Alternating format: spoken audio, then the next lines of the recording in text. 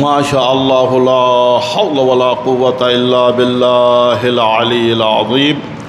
أعوذ بالله من شر الشيطان اللعين الرجيم. بسم الله الرحمن الرحيم. الحمد لله رب العالمين والعاقبة للمتقين والجنة للموحدين والنار للعاصين. ثم الصلاة والسلام على سيدنا ونبينا وحبيبنا حبيب إله العالمين أبي القاسم. أما بعد، يا أيها الذين آمنوا أوصيكم عباد الله ونفسي بتقوى الله. اتقوا الله فإن خير الزاد التقوى.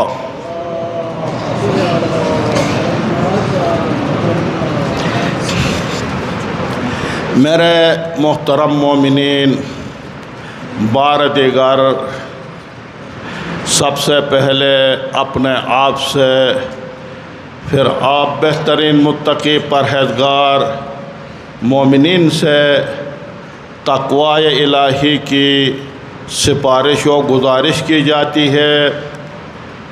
ہمیشہ اللہ کی تقوی کو اپنائیے اور اللہ کے راہ میں فداکاری کیجیے، اور یہی بہترین سامان اور توشہ آخرت ہے.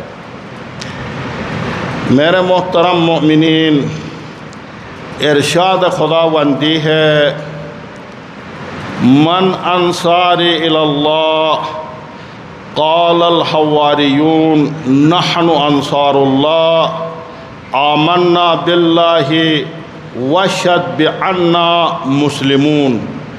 سورہ آل عمران آیت نمبر 52 میں ارشاد خداوندی ہے. یہ حضرت عیسیٰ کے قول کو خدا نے قرآن میں نقل کیا ہے. جب حضرت عیسیٰ علی نبینا و آلہ علیہ السلام نے دیکھا کہ پوری قوم کفر کے اوپر ڈٹ گئی ہے، کافر ہو چکی ہے، تو اپنے مخصوص اصحاب سے، جنہیں حواریون کہا جاتا، اپنے مخصوص اصحاب سے حضرت عیسیٰ نے کہا: من انصاری الی اللہ، کون ہے اللہ کی راہ میں میرے مددگار بنے، میری نصرت کرے. یہ جملہ حضرت عیسیٰ سے نکلا. قال الحواریون، حواریون نے، ان کے مخصوص اصحاب نے کہا: نحن انصار اللہ، ہم اللہ کے مددگار ہیں، ہم اللہ کے نصرت کرنے والے ہیں. آمنا باللہ، ہم نے اللہ کے اوپر ایمان لے آئے ہیں. وشہد، اے عیسیٰ آپ شہادت دے دو، آپ گواہ رہو، بأننا مسلمون، ہم مسلمان ہیں.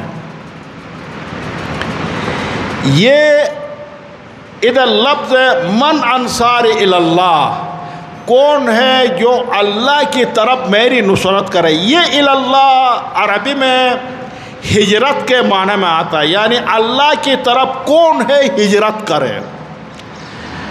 اور یہ حضرت عیسیٰ سے پہلے حضرت ابراہیم نے بھی فرمایا تھا. حضرت ابراہیم کا پیغام بھی یہی تھا، اللہ کی طرف ہجرت کرنے کا. وہ آیت یہ ہے: انی مہاجر الی ربی، میں ہجرت کرنے والا ہوں، میں ہجرت کرتا ہوں الی ربی، اپنے رب کی طرف. انہ هو العزیز الحکیم، اور میرا رب جو ہے بڑا زبردست اور بڑا حکمت والا ہے. میں اپنی اللہ کی طرف ہجرت کرتا ہوں. اور اسی طرح ہمارا رسول اسلام صلی اللہ علیہ وآلہ وسلم بھی یہی چاہتے تھے کہ میری امت اللہ کی طرف ہجرت کرے، لوگ اللہ کی طرف ہجرت کریں. یعنی یہی چاہتے تھے شرک سے توحید کی طرف ہجرت کرے، کفر سے ایمان کی طرف ہجرت کرے، باطل سے حق کی طرف ہجرت کرے۔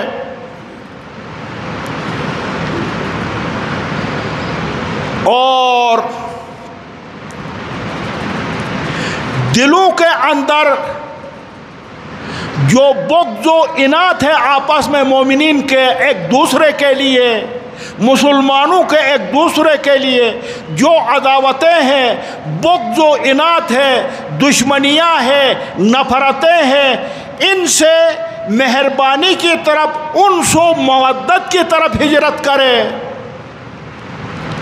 اللہ کی نافرمانی سے فرمانداری کی طرف ہجرت کرے، گناہ کے آلودگیوں سے نکل کر تزکیہ نفس کے لیے، تزکیہ نفس کی طرف ہجرت کرے، اللہ کی نافرمانی سے اللہ کی فرمان برداری کی طرف ہجرت کرے۔ یہ ہجرت تمام انبیاء چاہتے تھے اپنی امتوں سے۔ البتہ ہجرت دو قسم کا ہے، ہجرت دو قسم کا ہے۔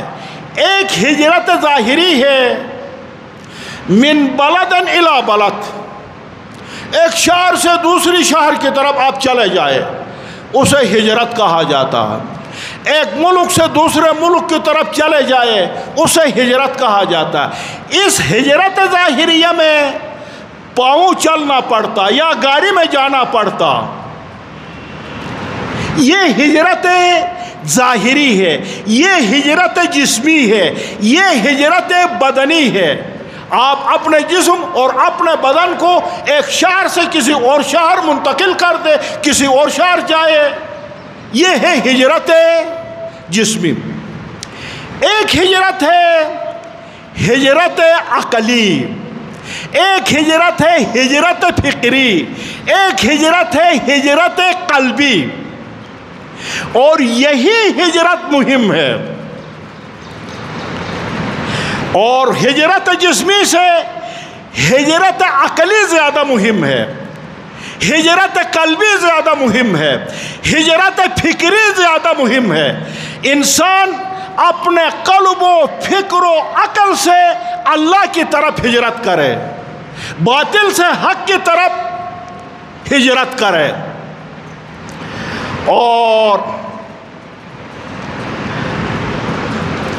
اس ہجرت میں ظاہر ہے پاؤں سے چلنے کی ضرورت نہیں ہے، گاڑی پکڑنے کی ضرورت نہیں ہے، اس کے راستے عقل ہے، فکر ہے، شعور ہے، سوچ ہے، اور یہ مہم ہے قوموں کے لیے۔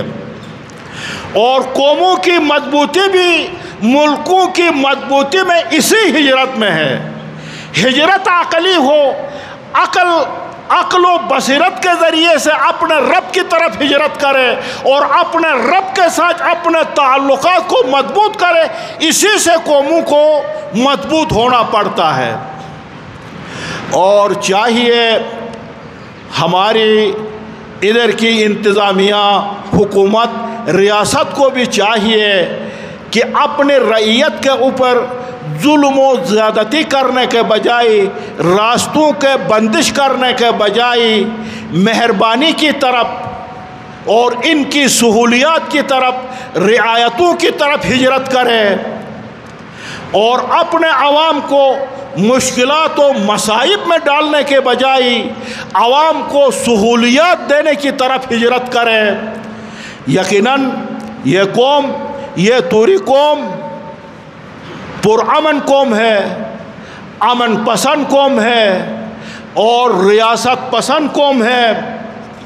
یقیناً آپ بھی جانتے ہیں، حکومت کے علم میں بھی ہے، جہاں توری قوم رہتی ہے، شیعیان حیدر کرار، نہ وہاں کوئی دہشت گردی ہے، نہ وحشت گری ہے، اور نہ خودکش حملہ ہے، نہ ریاست کے خلاف بغاوت ہے، نہ کوئی فتنہ داعش میں شامل ہے، نہ کوئی فتنہ خوارج میں شامل ہے، نہ کوئی فتنہ ہندوستان میں شامل ہے، نہ کوئی را کا ایجنٹ ہے، نہ کوئی موساد کا ایجنٹ ہے۔ ایک صاف پاک و پاکیزہ خالص اور خالص محب وطن ہے۔ میں چیلنج سے کہتا ہوں اس انتظامیہ سے، ایک بندہ آپ لائے، ایک بندہ کی آپ نشاندہی کریں کہ فتنہ ہندوستان میں شامل ہو، فتنہ خوارج میں شامل ہو، فتنہ داعش میں شامل ہو۔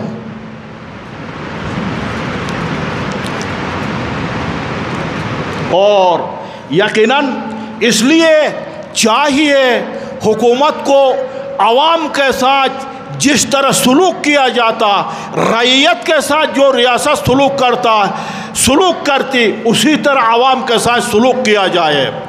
اور یہ توری قوم جوانوں سے لے کر، مشران سے لے کر، دانشمندوں سے لے کر مرکز تک سب نے حکومت کے ساتھ ہر مرحلے میں ہر حوالے سے تعاون کیا ہے، امن کے حوالے سے تعاون کیا ہے، سلامتی کے حوالے سے تعاون کیا ہے، آشتی کے حوالے سے تعاون کیا ہے، اتحاد امت کے حوالے سے تعاون کیا ہے۔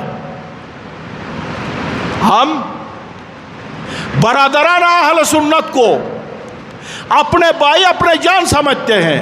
جتنے برادران ہمارے اس اپر کرم میں رہتے ہیں، جیسا بوشارہ ہے، ہم جس طرح شیعوں کا خون کو، مال کو، آبروں کو محترم سمجھتے، ان کی حفاظت کرتے، اسی طرح ان کو بھی حفاظت کرنا ہم اپنے لیے اوجب الواجبات سمجھتے، ہم اپنے فریضہ سمجھتے ہیں۔ اتحاد امت کے حوالے سے اس قوم نے تعاون کیا ہے، اور اس کے لیے بہترین مثال بقول ریاست، بقول یہ انتظامیہ، جب انہوں نے کہا، ہمارے کچھ افراد کا نام لیا، کچھ شخصیات کا نام لیا، کچھ جوانوں کا نام لیا کہ یہ ہمارے لیے مطلوب ہے، جن کا فہرست جاری کر دیا، ہمارے ان جوانوں نے، ہمارے ان شخصیات نے نہ اس علاقہ سے بھاگ گئے، نہ فرار کیا، فرار نہیں کیا، بھاگ نہیں گئے، بلکہ ہمارے ان جوانوں نے، شخصیات نے بقول ریاست، بقول انتظامیہ، جو ان کو مطلوب تھا، عدالت کو رجوع کیا، اور عدالت جو بھی فیصلہ کرے وہ ہمارے ان افراد کے لیے بھی قابل قبول ہے، پوری قوم کے لیے بھی قابل قبول ہے۔ اور یہ ہمارا قومی نظریہ ہے، یہ ہمارا مشران کا نظریہ ہے، یہ ہمارے جوانوں کا نظریہ ہے، یہ ہمارے دانشمندان کا نظریہ ہے، یہ ہمارا مرکز کا نظریہ ہے۔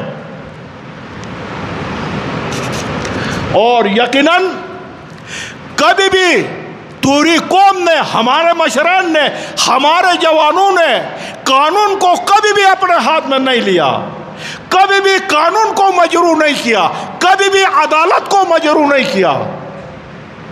ہمارے مشران سے لے کر جوانوں تک، دانشمندان سے لے کر مرکز تک، سب قانون کا احترام کرتے ہیں، عدالتوں کا احترام کرتے ہیں، عدالتوں کا تعظیم کرتے ہیں۔ اور یقیناً ہماری قومی سوچ یہی ہے، قانون کی پیروی، عدالت کی پیروی میں سلامتی ہے، قانون کی پیروی میں امن ہے، قانون کی پیروی میں اخوت ہے۔ یہ ہماری قومی سوچ ہے، ہماری قومی سوچ بلند ہے۔ ہمارے مشران، ہمارے دانشمندان، ہمارے جوان آگاہ جوان ہے، آگاہ مشران ہے، آگاہ دانشمندان ہے، بیدار قوم ہے، حکمت والی قوم ہے۔